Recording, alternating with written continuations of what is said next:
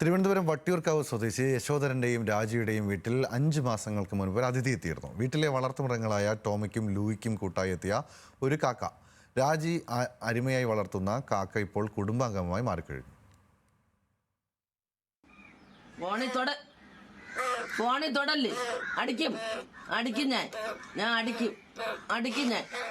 രാജിയുടെ വിളിയിൽ എവിടെയാണെങ്കിലും ഈ കാക്ക പറന്നെത്തും. ഇരുവരും തമ്മിൽ അത്രയ്ക്ക് അടുപ്പമായി കഴിഞ്ഞു.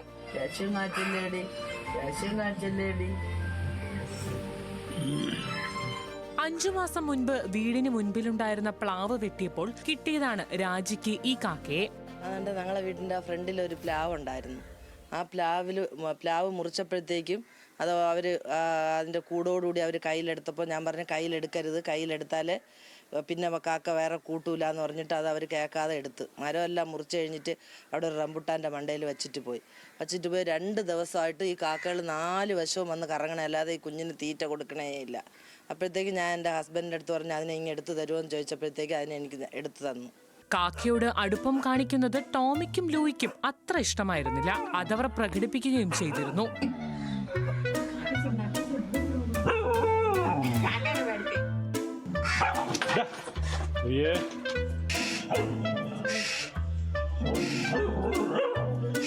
എന്നാൽ ഇപ്പോൾ കാര്യങ്ങൾ അങ്ങനെയല്ല. ഉറ്റ ചങ്ങാതിമാരാണ് 3 പേരും.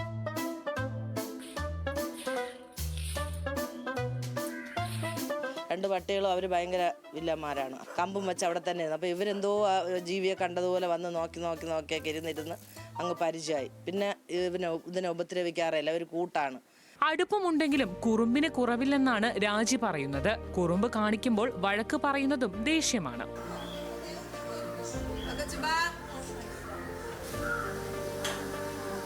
രാജിയും കാക്കയും തമ്മിലുള്ള അടുപ്പം അയൽക്കാർക്കും കൗതുകമാണ്. സമീപത്തെ പറമ്പിലും വീടുകളിലുമൊക്കെ പോകുമെങ്കിലും രാജിയുടെ ഒരൊറ്റ വിളിമതി അതിവേഗം വീട്ടുമുറ്റത്തെത്തും. ന്യൂസ് മലയാളം, തിരുവനന്തപുരം.